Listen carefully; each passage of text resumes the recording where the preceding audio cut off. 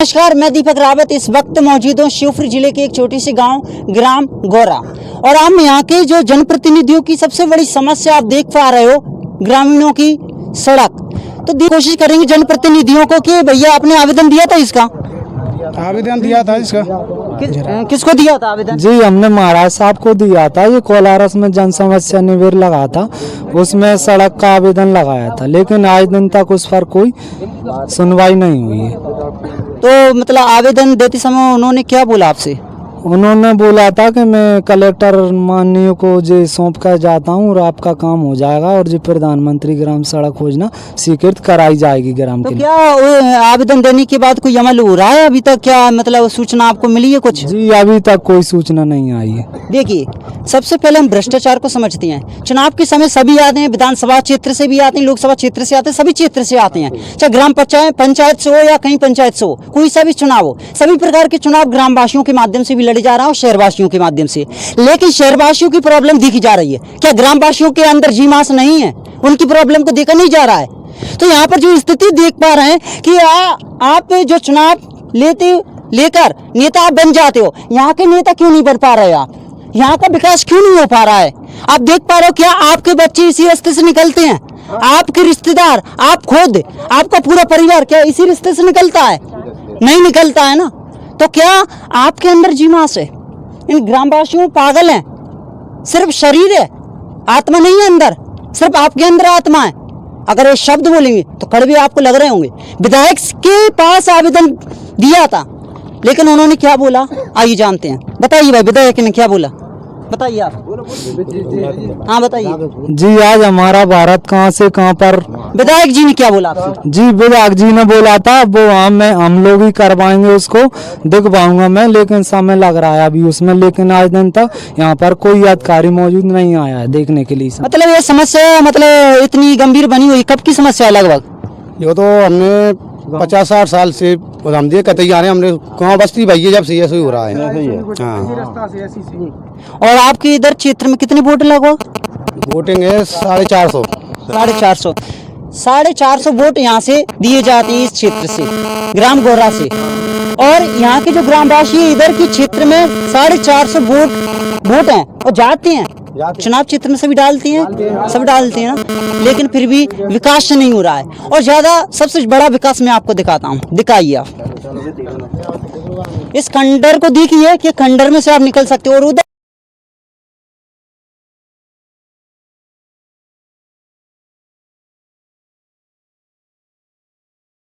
रास्ता कितनी गंभीर है। यहाँ पर जो मतलब यहाँ पर रास्ता निकलने की दिशा आपको दिख पा रहे हैं कि यहाँ से ग्रामवासी निकल सकते हैं या फिर नहीं।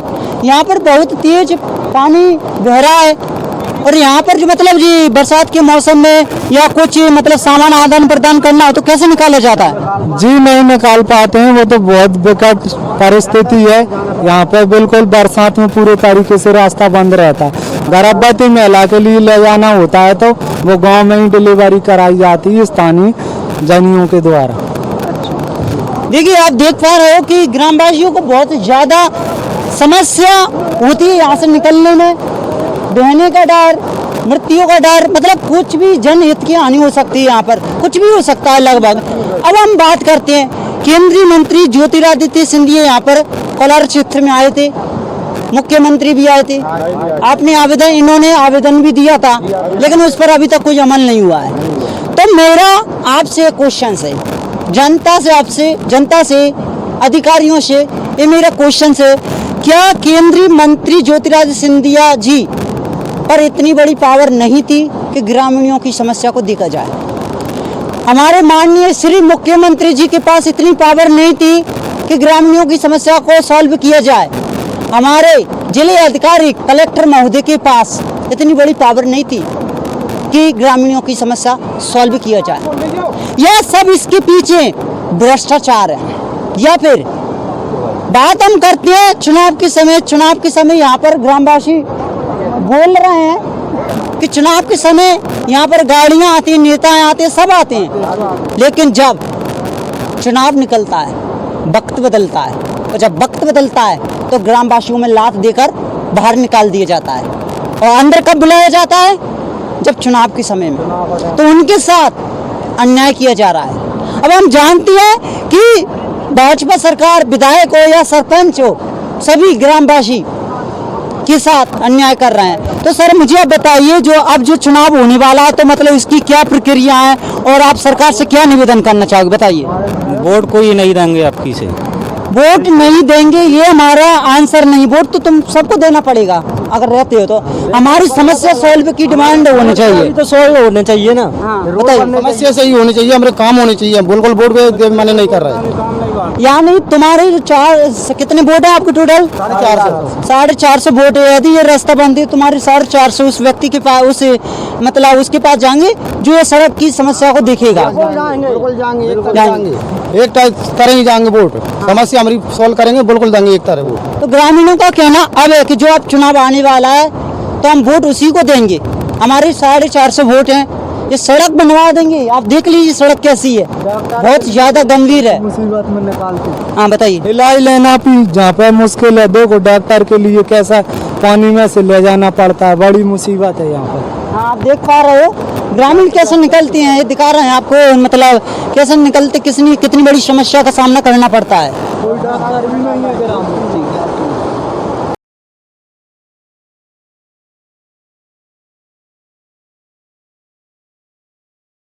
तो हम जानना चाहते हैं कि माता बहनों को और क्या दिक्कतें, परिस्थितियों का सामना करना पड़ता है इस सड़क के माध्यम से, और उनको क्या समस्या है और सरकार से क्या मदद मांगना चाहती हैं, तो हमें बताइए। हाँ रोड सही हो जाए, हम बहुत परेशान है, हमारी गेल खराब है, हम खाओ के जाए, मामूली दुख बीमारी हो जाए तो बेचारे बिन ले फिरते खाओ के जाए, हमें गेला ही नहीं है सफाई। सरकार से आप क्या मदद मांगना चाह रहे हो? जो मदद मांगना चाहते हैं, हमें रोड गिर जा बढ़िया। और आपको आपके गांव के अंदर में और क्या परेशानी है? हमें गांव के अंदर तो न खड़ंजा न कोठी, कोई को कोठी नहीं आ रही, कचू करने बेचारे कचू करने कोठी आ रही है, कचू करने कचू नहीं है। तो अब बाढ़ ले गई, हमारे देवी खेत छोड़े डरी, हम खा ले, पटवारी भी नहीं है। आपको प्रधानमंत्री योजना का कौन सा लाभ मिल पा रहा है अभी तक? अबे तो कचू नहीं मिलो, अब कचू नहीं मिला। हाँ बताइए। हमारे यहाँ पे सारी समस्याएं चल रही हैं, आप सब इस वीडियो पे देख सकते हैं। तो प्लीज़ भाइयों बहनों, आप सबसे हाथ जोड़ कर निवेदन करती हूँ कि इस वीडियो को ज़्यादा से ज़्यादा शेयर करें, और मैं विनती करती हूँ कि इस गांव का संरक्षण किया जाए। जो नेता लोग हैं हमारे, सभी श्रीमान जी से हाथ जोड़ कर निवेदन करती हूँ कि यहाँ के लोगों की मदद की जाए। जैसे कि आप दिख रहे हैं, इस नदी से हम लोगों ने कैसे पार किया है, कई लोग यहाँ से गिर सकते हैं। मैंने अपना बच्चा खोया है, लेकिन किसी ने आज तक मेरी कोई सुनवाई नहीं की। मैं चाहती हूँ कि मैंने बच्चा खोया, कोई भी माता कोई पिता अपना बच्चा ना खोए, इसलिए जल्द से जल्द इस समस्या का समाधान हो। और दूसरी बात, हमारा बच्चा बहुत बीमार है, लेकिन यहाँ कोई डॉक्टर नहीं आ पा रहा है नदी के कारण, और ना कोई सुनवाई है। तो हम चाहते हैं कि हमारे यहाँ के इतने भी वोटों हैं, वोट के कारण कहीं पे भी कोई हमारा वोट मांग रहा है, इससे पहले हमारी सड़क बन जाए, अन्यथा हमारे यहाँ कोई वोट मांगने आए। ये सरकार से मैं निवेदन चाहती हूँ। धन्यवाद। तो आप देख पा रहे हैं कि मतलब ग्रामीणों ने जनहित की हानि हुई है, यहाँ पर जनहित के साथ साथ फसलों से आर्थिक स्थिति से भी हानियाँ हो रही हैं। प्रधानमंत्री योजना पंचायत से कोई लाभ नहीं मिल पा रहा है। प्रधानमंत्री योजना जो चल रही हैं उनको लोग बाहर ग्रामवासियों तक नहीं पहुँच पा रहे हैं। पहुँच पा रही है आपको? तो मतलब सरपंच और सचिव से जब आपकी बात होती है तो क्या प्रधानमंत्री योजना से रिलेटेड, तो उसमें आप क्या बोलते हैं? आप जी बोल रहे हैं यार सर, हम तो कहे यहाँ पे हमें लाभ मिलने चाहिए रोड की। जी, तो ग्रामीणों की सबसे बड़ी समस्या है सड़क की, तो सड़क को आप बनवाएं, कृपा करके निवेदन है सभी ग्रामवासियों का। धन्यवाद। सरकार हमारे दर्द को नहीं समझती, सरकार हमारे दर्द को नहीं समझती, सरकार हमारे दर्द को नहीं समझती। मुर्दाबाद मुर्दाबाद, सरकार हमारे दर्द को नहीं समझती।